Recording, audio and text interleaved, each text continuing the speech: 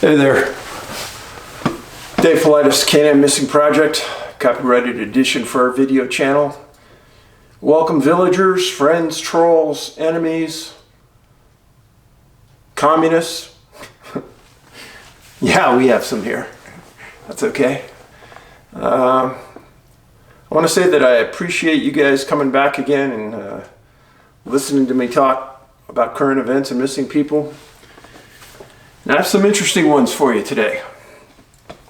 First of all, you guys all know that our cell phones that we walk around with work off of cell towers.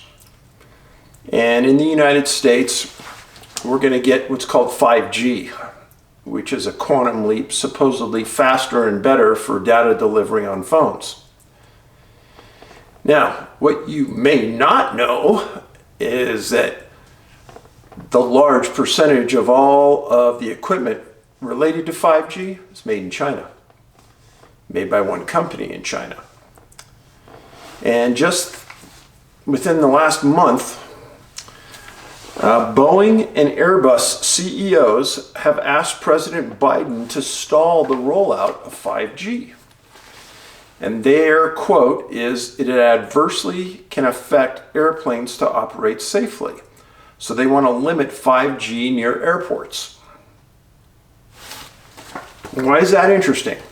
Well, I've been throughout the world, and the technology in the United States in general for most things is behind the times. Japan is far ahead of us, and many of the European countries are as well. And in China, they've had 5G rolled out for a long time. So I'm not quite sure where Airbus and Boeing are going with this. It's interesting that they say only around airports. Okay. Well, I also remember when the airplane said, oh yeah, don't use your phone while we're taking off or landing. But I have pilot friends that use their phone when they're behind the wheel of some of these big jets. And they said it doesn't affect anything. So I don't know what to say. I still don't use my phone when we're landing or taking off with it, as I want to be a good citizen. And I want to be a follower that does what they're told. So I won't do that. But interesting side note about 5G. I get asked a lot, what if the bodies that are found in locations that have been previously searched were replaced with copied genetics? Well, it's an interesting question. How would you ever know? Well, I think one way to tell the difference between an absolutely perfect genetic copy and your actual relative or friend could be some easy things. Scars, those won't show up in genetics. Their teeth, and that's one of the primary ways people are identified these days is through forensic dentistry. That won't show up in genetics, meaning fillings, orthodontics, stuff like that. And tattoos, broken bones, those things wouldn't show up on a genetic profile. So I think it could be pretty easily determined. And do I think this is happening? My gut tells me no, because of the number of times they use forensic dentistry and associated other identifiers that have nothing to do with genetics. Just my humble opinion on that one of the few times you'll hear my opinion. Somebody sent me an interesting quote. The only thing necessary for the triumph of evil is for good men to do nothing.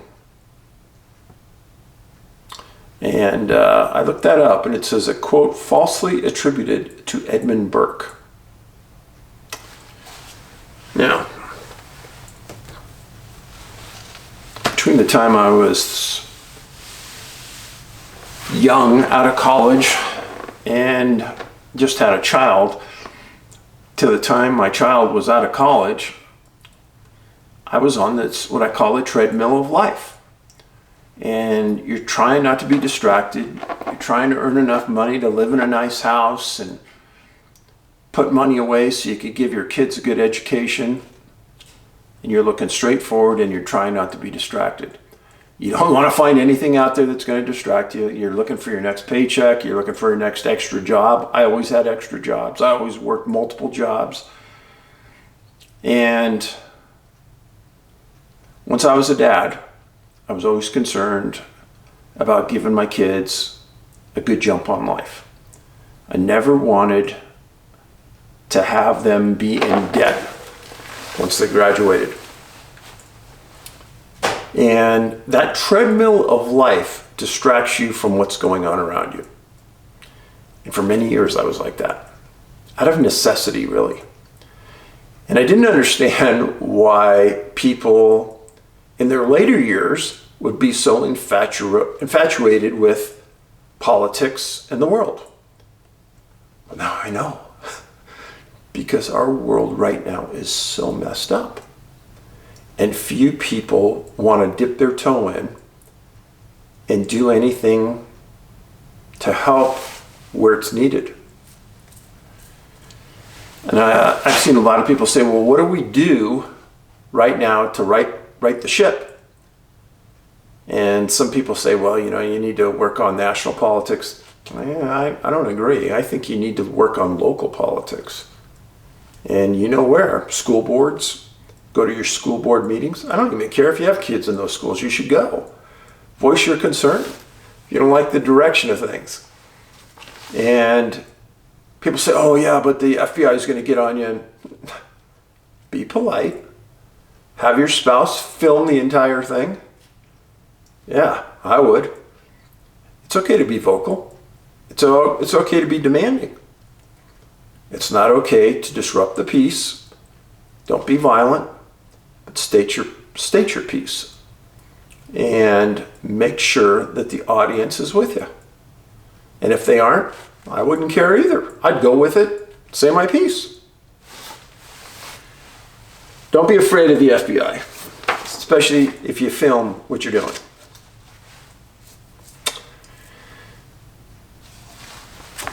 A few people have sent me emails saying, hey Dave, I need to talk to you personally. Well, have a policy in the office. You don't call anybody. And the reason being is that early on, unfortunately, I ran into some people that had issues.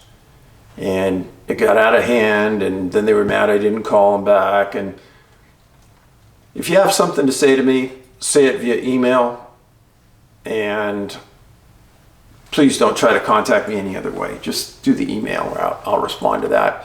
And I've given it out. Don't try on any other emails you think might exist, because they probably don't.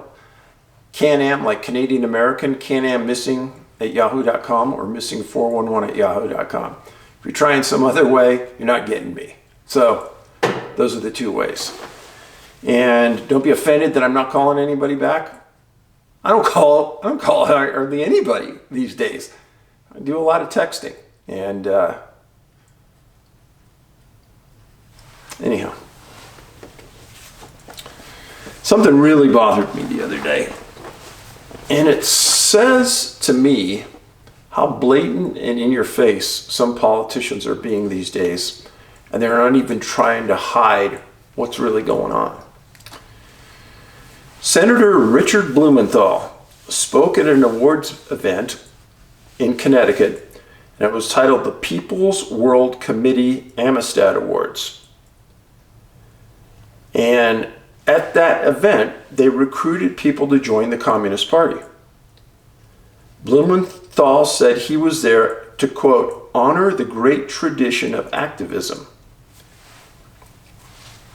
He later, after he took a lot of heat for attending this event, denied that he knew it was a communist event. Friends, let me tell you, the staffers that work for senators and congressmen, their number one job is to make sure that their boss isn't put in a compromising and embarrassing situation. I can guarantee you that Senator Blumenthal knew everything about that organization before he stepped in the door, because that's how thorough his staff is. He knew this was a communist event. He knew what he was speaking in front of. And you know what? He didn't care. And that is scary. When a sitting senator goes out and hands out awards at that event, that is really scary. When you couple that with a Chinese spy working for Senator Feinstein for 20 years, when you couple that with another Democratic legislator dating a spy, friends, this is scary. All three were communist related. How scary is that?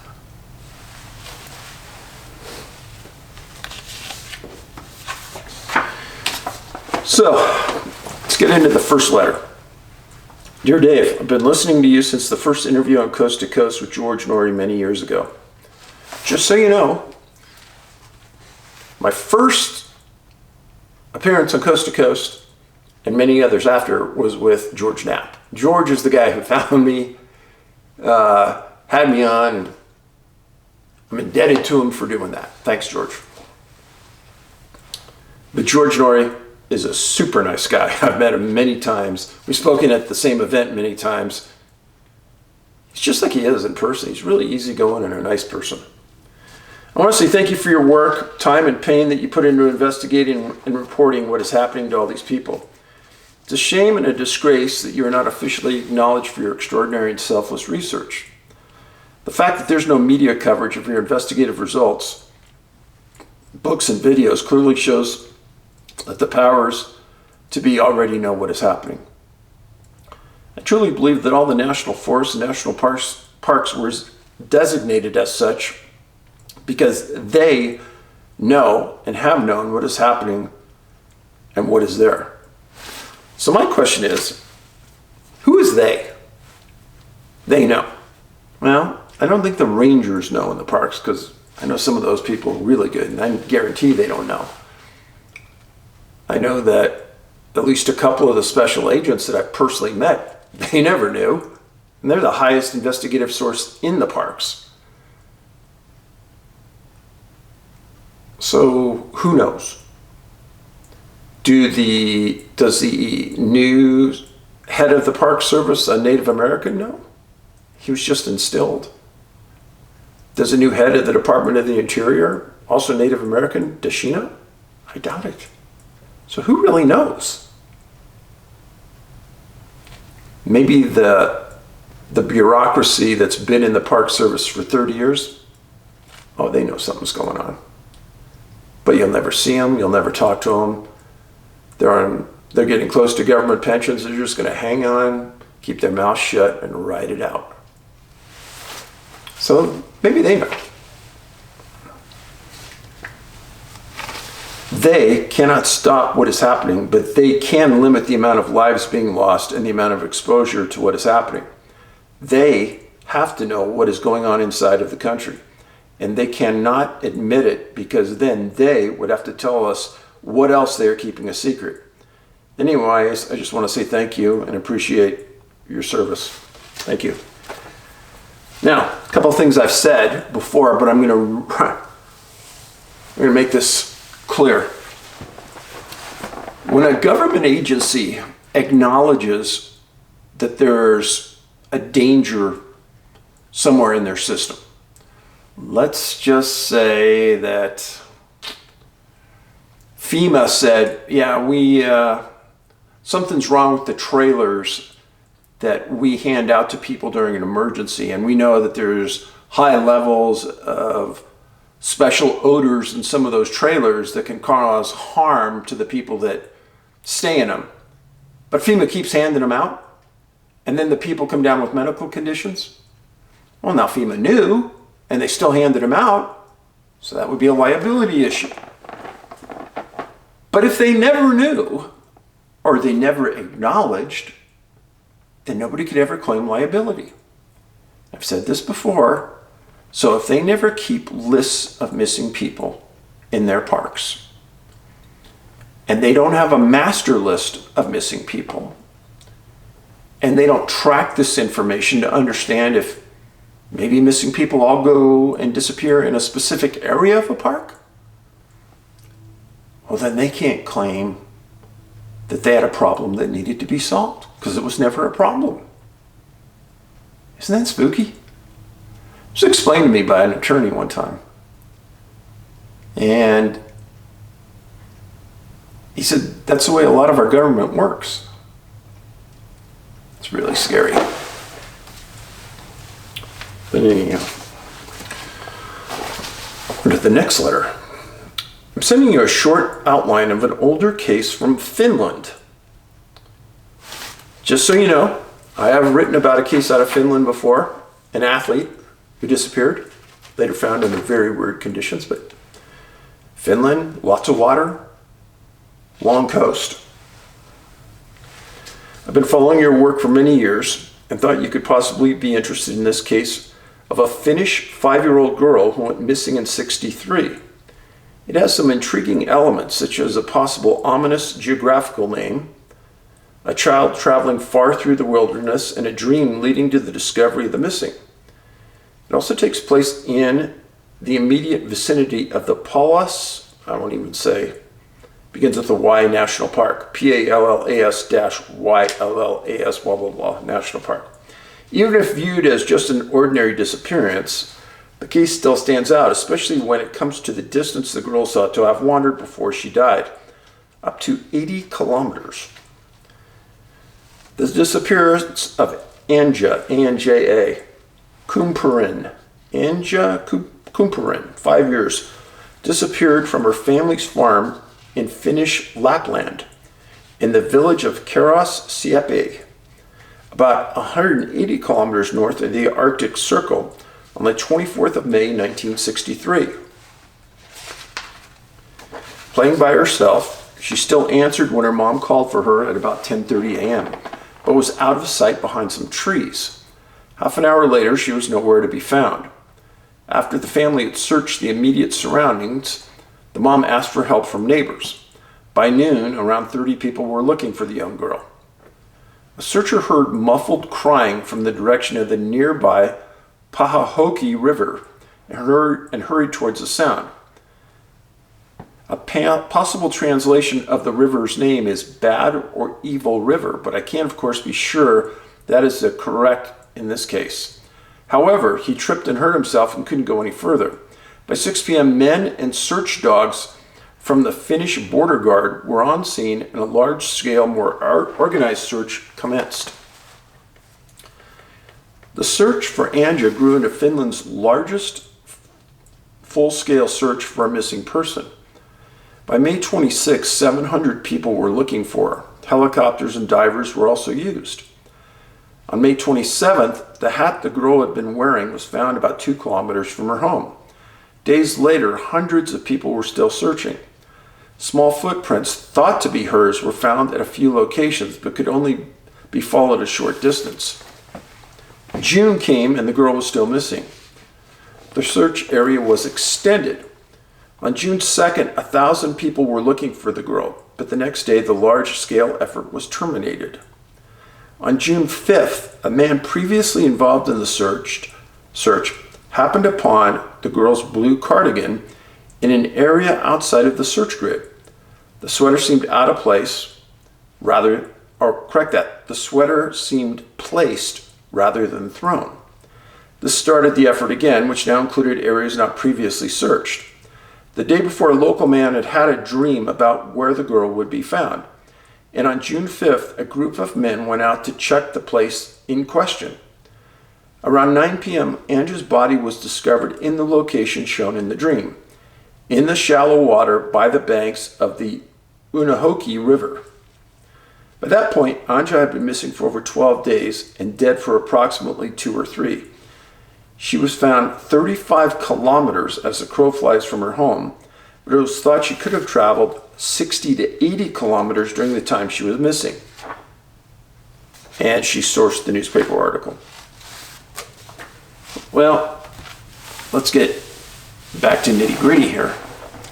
That's a phenomenal distance for a young girl to travel. And again, it's possible. Probable? No. Normal? No. But then let's talk about the dream for a second. If you're a regular follower here, you know I've talked to you about other cases where people were distinctly found because of a dream. Folks, how is that possible? Think about it.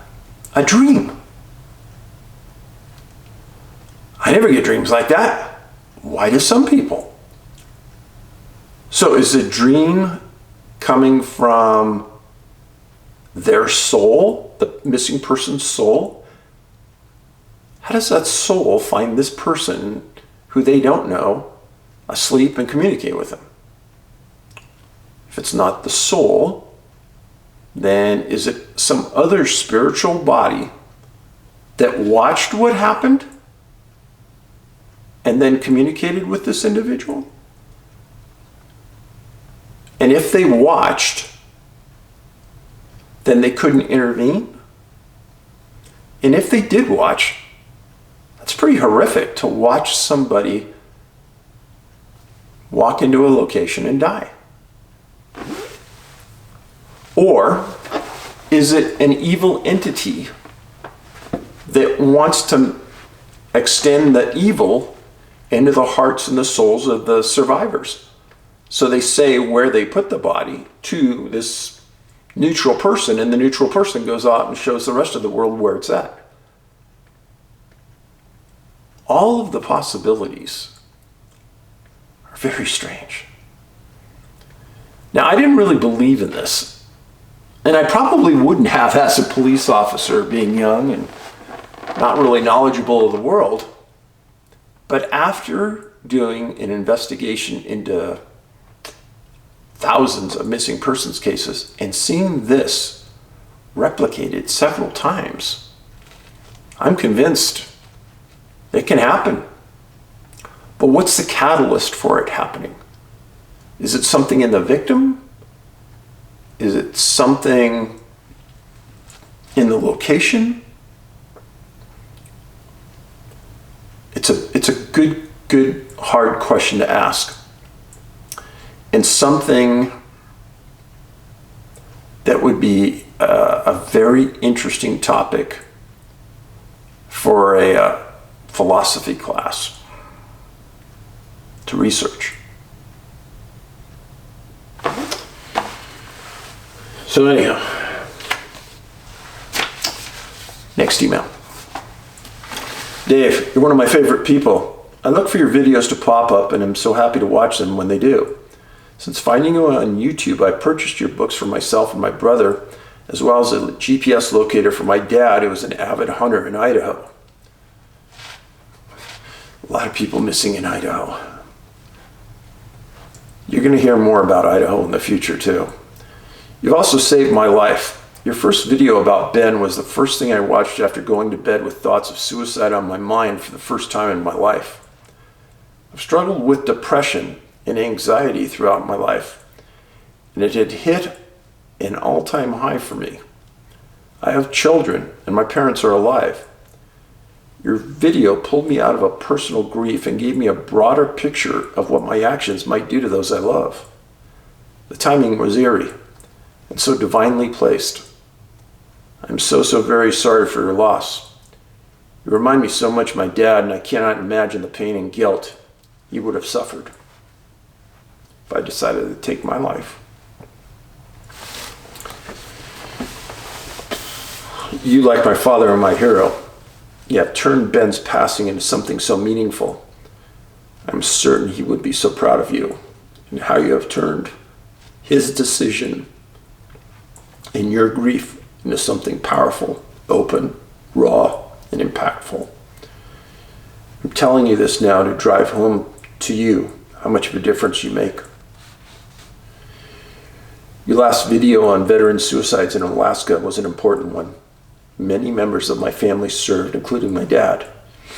I lived in Alaska. I'm now in Washington, and I have many friends who have and are still serving there. One in particular is very special to me, and he suffered from PTSD after deployments to Afghanistan. He ultimately received the help he needed, thank God, from an intensive out-of-state program. And only after he completed that program did he open up to others about how close he was to taking his own life. Your message was important, and I'm so happy to see someone with your influence reaching out and talking about it. Hey, listen, if I have any influence on anyone, and it's positive, I'm grateful. Sometimes just sitting here in the silo alone, no sounds, you really wonder who you're influencing. And knowing the number of times people have been unsubscribed from this channel by YouTube, how my numbers are getting annihilated on a weekly basis by YouTube. I'm surprised sometimes anybody sees these videos. Really, and I'm not kidding. I have so many people contacting me about how many channels have been destroyed, manipulated, taken down, restricted. You do a search, you can't find my channel. You search David Paulides, Paulides, can't find my channel. You try Missing 411, you can't find it. You try the CanAm, like Canadian American Missing Project, you can't find it. They're restricting the searches. Same letter now. Till Valhalla Project is sending you a t-shirt. Wow, I imagine you should receive it in a month. The group donates 20% of their proceeds to Mission 22, a nonprofit organization that is dedicated to providing treatment to veterans. TIL Space Valhalla Project also uses their proceeds to provide anonymous memorial plaques to the families of fallen soldiers. I'm not involved with these organizations in any way other than being a supporter and an advocate for the help of our veterans and their families receive from them. Their message and yours is close to my heart. Thank you for what you do and the messages you send. The missing are always in my heart, and I'm grateful to the education I've received from you on this subject. I've changed the way I camp and hike with my kiddos, and I pay attention to your advice. You're in my heart and prayers. P.S. This is good. On a side note, and unrelated, I use empty toilet paper rolls to stuff my dryer lint into and take that with us for fire starting. It keeps it compact, clean, and burns well. Awesome. For you people who don't know, I did a segment on what you should put in your backpack, and one of the things you should keep is the dryer lint from your dryer. And she keeps hers in a toilet paper roll. I keep mine in a prescription bottle. And the reason I do that is keeps it from getting wet. If I am ever in the water or I fall in a creek or something, I know that will stay dry along with the matches inside. Other people have said, hey, if you really want to get it going fast, put some Vaseline inside the lint, inside the container, and that'll even burn faster and harder. I tried it. It works. So, food for thought. Thanks for the nice email.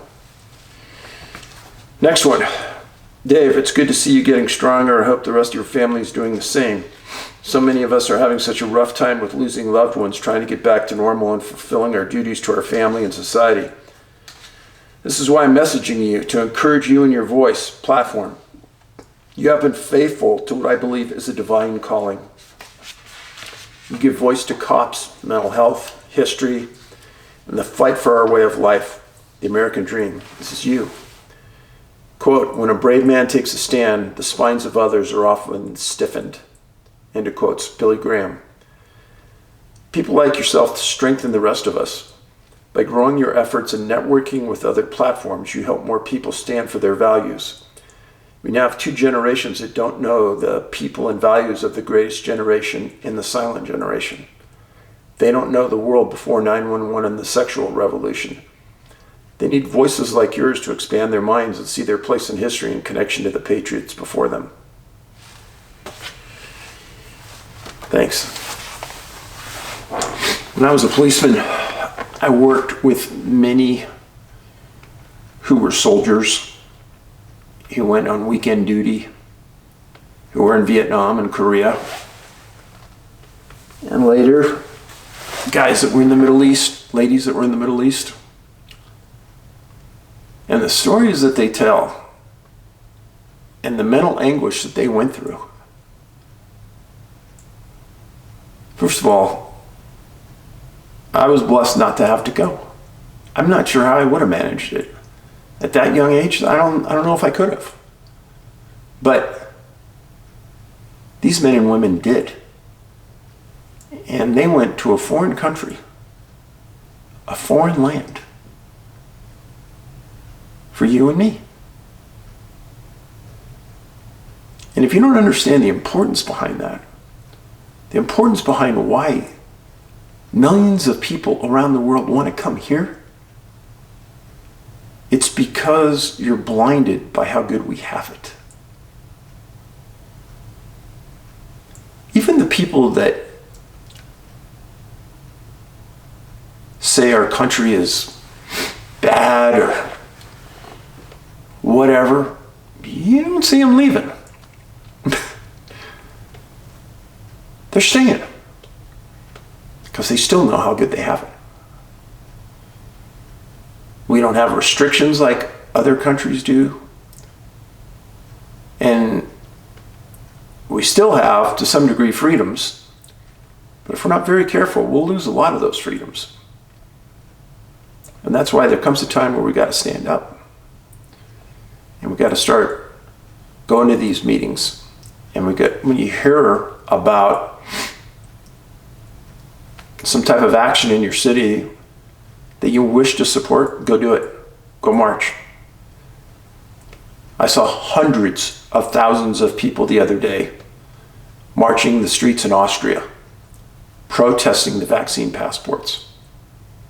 Hundreds of thousands. You didn't see it on mainstream media, and if you didn't see it on your cable news channel, you're watching the wrong channel. Hundreds of thousands in Austria.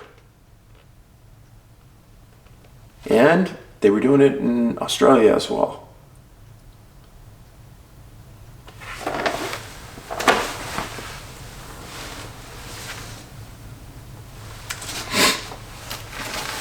Next letter. Last summer, I went camping outside Buena Vista, Colorado. So, people don't know, Buena Vista is right at the base of the Collegiate Peaks, a group of 14ers, 14,000 foot peaks. It's a gorgeous little city, one of my favorite little cities in Colorado. A couple of great places to eat there. And it's a good jumping off point for terrific hiking and fishing. So on our way up to Nitro, N-I-T-R-O Lake, on the back road, we decided to camp by the creek. We crossed the creek, unpacked during the night, probably about 11 to 12 a.m. My dogs were playing and then stopped and came back to where I was and faced the direction of the creek. We all got the chills and felt weird. We continued unpacking. Mistake. What does Dave say to do? Pay attention to your animals. And if they're staring at something, you start paying attention.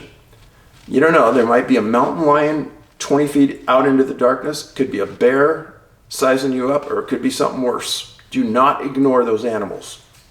That is why they are with you. We continued unpacking. I sat down to comfort my pups, which was not helping. As I'm sitting there, I saw this bright bluish light come off the top of the mountain. Parentheses. So I thought I didn't know how tall these mountains were, into parentheses. And it exploded into a kind of a flower, a dimensional 5-leaf, parentheses, but didn't touch like leaves do on a flower, but made a circle in the middle. It exploded on top of the pine in front of our truck. There was no noise, nothing. The color was blue and purplish with some white. I wasn't the only one who saw it. We all hopped in the truck, confused and concerned. We started the truck to keep us warm, and then out of like thin air, this moose appeared and walked right by us, but like we weren't there. It's like it was in a haze. We all decided to sleep in the tent on top of the truck. The feeling was strange that night. We were uncomfortable. We woke in the morning, that 5-leaf dimensional perfect Docker ball shape, if you put in the back in the middle like a hexagon, came off that mountain and not even close to the top from the midpoint down. It was strange. That's what she said. It was a perfect type of hexagon, but not a hexagon. It's hard to explain via writing. Something strange was there. That energy was off. I know I sound crazy, but I wasn't the only one who saw it. I have no doubt you saw it. A couple things. I implore upon you, if you have a dog and your dog starts acting unusual, you start paying attention. Dogs have abilities and senses that we can't even come close to imagining how good they are. And when they start doing something odd, it's because something weird is happening around them. And when 2 of them do it, it's a guarantee that something bad is out there. So, I have 3 very unusual stories for you today. And the first one is one I've known about for a long time, and somebody wrote to me not too long ago and said, "Hey Dave, what about this story?" And I said, okay, I'll dig it out and talk about it. And the other 2 stories happened in California. And the first one was in 1948, and I'm going to set up the 2 stories for you with this story. A woman named Eliza Stratton, she was 74 years old, and she was reported missing on May 19th, 1948. She was last seen the day before that. A lady that was from Wisconsin, moved to the foothills in California, in the Sierras, and established a life. Her son lived very nearby in another residence. Now, the morning before she was reported missing, on a Saturday night, people saw a light on the side of her residence was burning. I know it sounds odd, but that's what they said.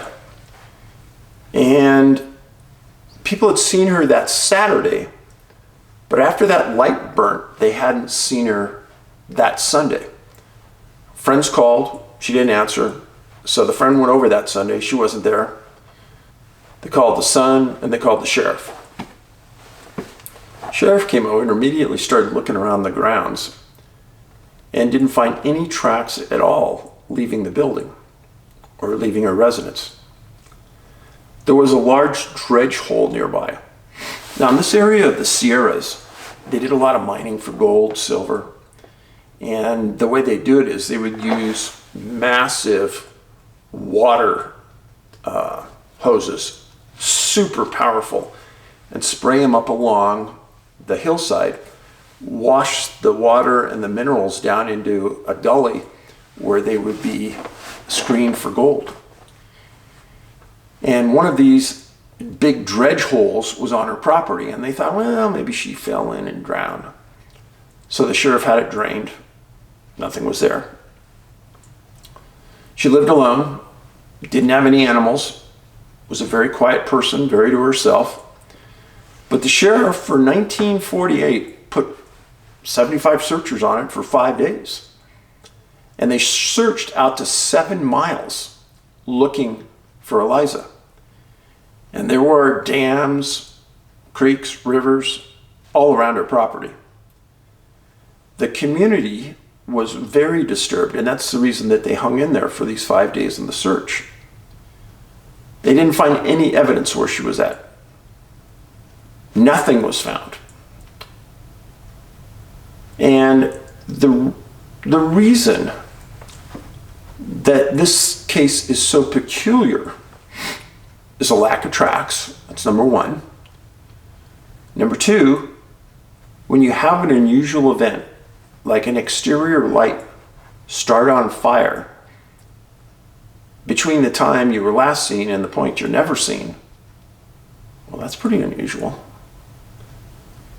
And in this area of the Sierras, there's other people that went missing. One thing I've stated all along, first of all, let me show you where this was. She lived in a little town called Meadow Valley. And this is a place called Bucks Lake. This is Lake Tahoe. This is Folsom, and Sacramento's right here. Give you a perspective, this is about 120 miles. It's about a 2-hour ride from Lake Tahoe to Sacramento. This is Folsom, but Folsom's just a suburb of Sac. So this area is interesting for a couple of reasons. First of all, lots of bodies of water right around here. And right here, we're going to talk about another missing persons case. A very interesting case. Now, one thing I've told everybody is that in one county or one area of a state, if they have 5 disappearances in 5 years, it's going to get notoriety. People are going to talk about it. It's going to get the area in an uproar. It's going to cause a lot of heat on law enforcement. And it's going to get national news. Well, if I spread the distances out between disappearances, people retire, people move, people's memory, reporters' memories go away, and they forget. So if I spread them out 30 years, that's a normal career for anybody. So in Eliza's case, this happened May 9th, 1948, and just 50 air miles away, another case. This time, it happened in 1982, and that would be 34 years later, which is enough time for memories to get hazy. And since nobody is tracking missing people the way I do, let's talk about Debra's case. So, this is Debra, 28 years old, missing December 19th, 1982 at about 3 p.m. She lived in a city called East Linda, which is just a suburb of Yuba City, just down the mountain from where she disappeared. Well, she met 9 friends, and they were going to go out and cut a Christmas tree. Friends said that Debra got out in front of them and disappeared over a small knoll, and they thought she was just looking for trees, and they didn't get nervous about it until they started to leave, and then they tried to look for her, and they couldn't find her. They called the sheriff. So Debra had very short hair. And the reason I'm saying that to you now is because there have been many cases of missing women who had very short hair. Very short. And I've said that, is it possible that whatever's happening here is that maybe they think these ladies from the back are men because of their haircut? Trying to think outside the box here, folks. I don't know.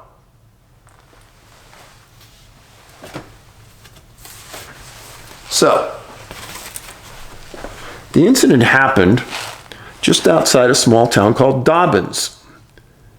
This is Bullard's Bar Reservoir, and 3 miles just outside of town is the search zone right below the dam on Bullard's Bar, where there's a ridge.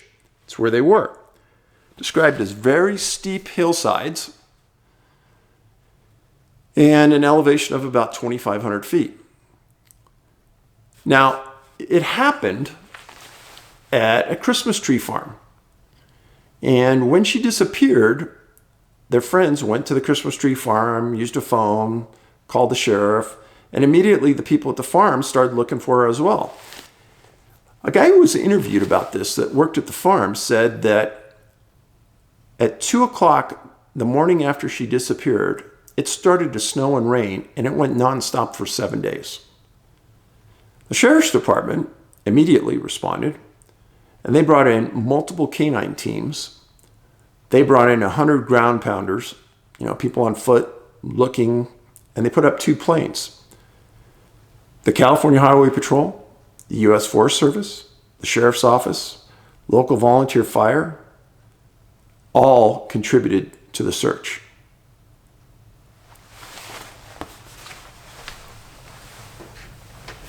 Now again, kind of giving you, this is the previous case from Meadow Valley, Eliza.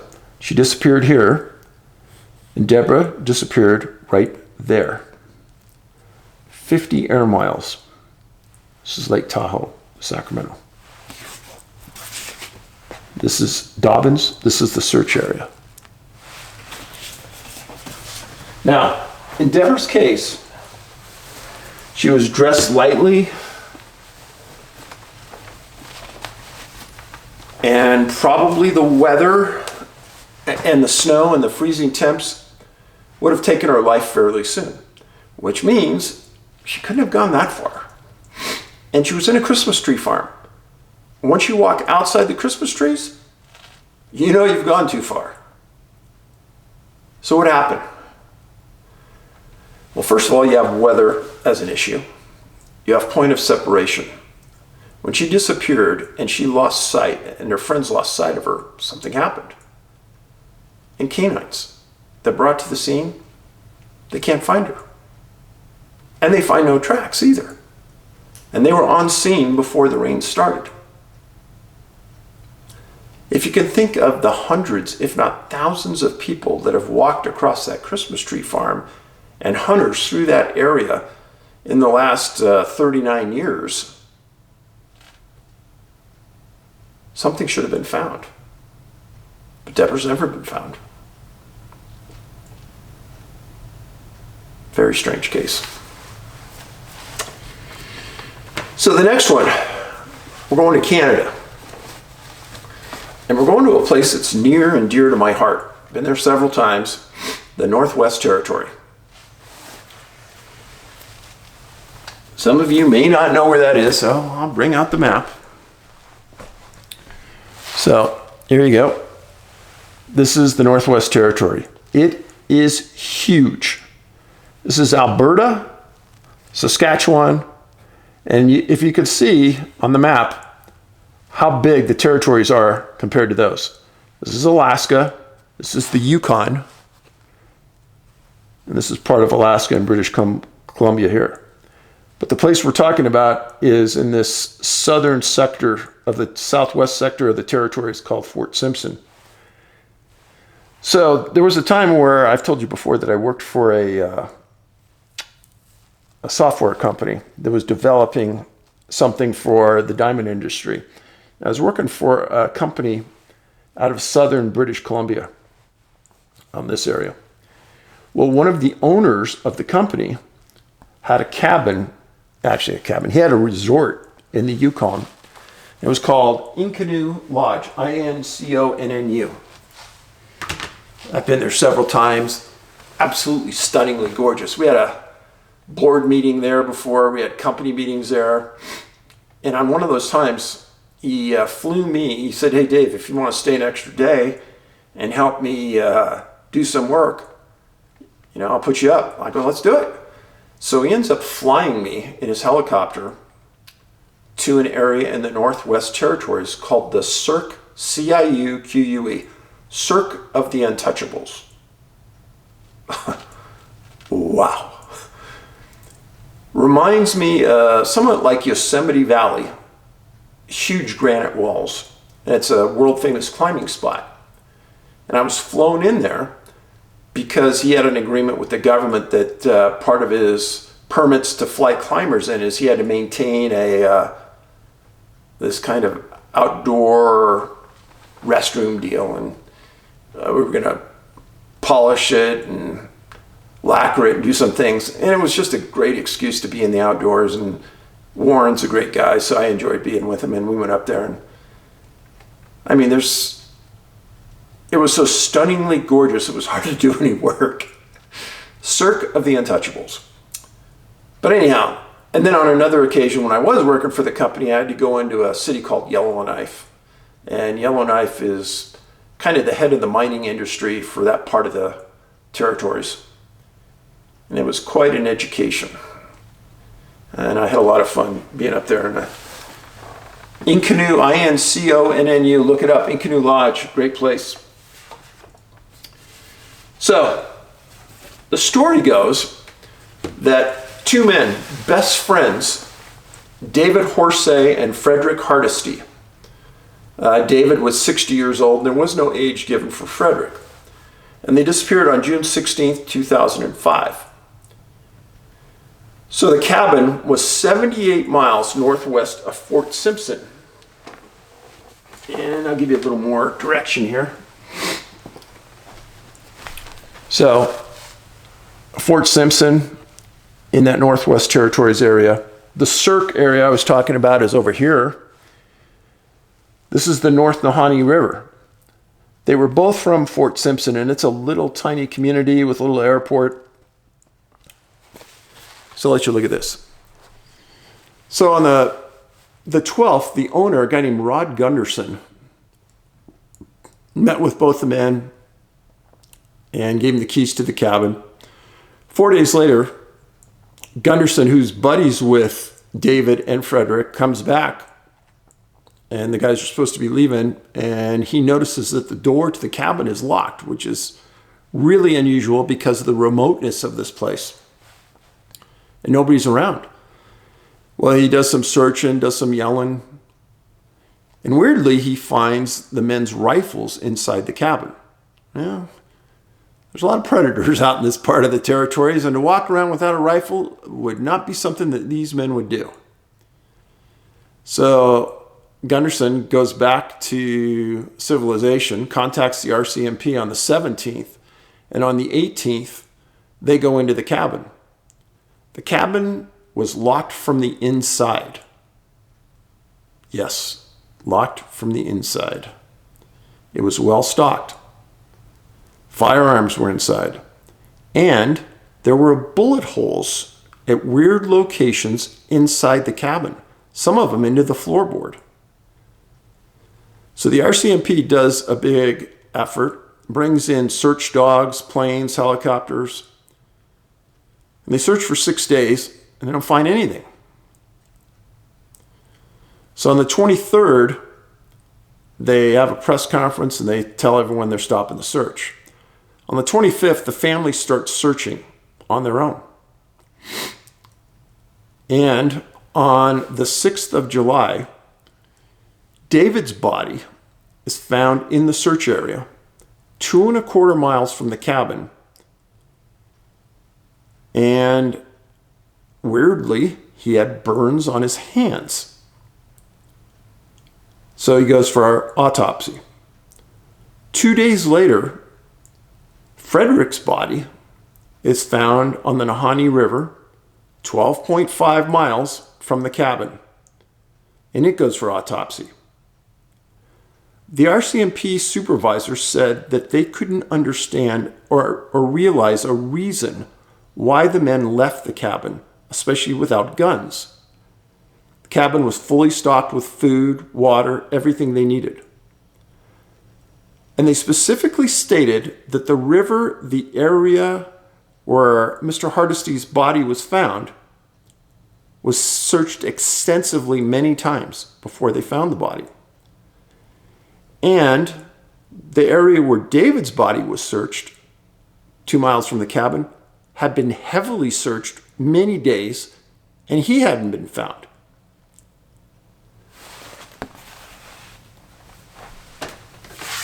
This is Fred Hardisty. Now, I've told you guys this many, many times. In fact, I've lost track of the number of times that family and friends have found bodies where searchers have missed in areas that had been previously searched. Now, in this instance, canines were used. They didn't find anyone. In Mr. Horesay, when he was found, the coroner determined he died of hypothermia. Mr. Hardisty, it was claimed, died of drowning. There's so many questions about this case that make no sense to me. And then other cases that say, you know, if I was a producer on the X-Files, this would be a case. I'd write it up. And I would go to the territories and I'd go to this cabin and I'd film it there. I'd like to know the history of the cabin. Have other weird things happen there? So David and Frederick were best friends for decades. The idea that they got separated makes no sense. The idea that they left without their weapons makes no sense. The idea that one of them had burnt hands makes no sense. Being 2 miles from a cabin, it's not that far. And this is in June. These men are First Nations people. They knew that ground like you know your neighborhood. They know the dangers. To think that they're going to get caught out in June and die of hypothermia, I have a tough time with that one. And then the doors being locked in the manner they were, the men being caught outside, miles apart, dying under different conditions. The whole thing just smells really bad to me. And to the credit of the families, they pushed the RCMP really hard. They said there's a lot more to this story. They want them to investigate it. They want a really thorough job, as I would. And the RCMP backed down and said no, they didn't see anything unusual. Typical. Really typical.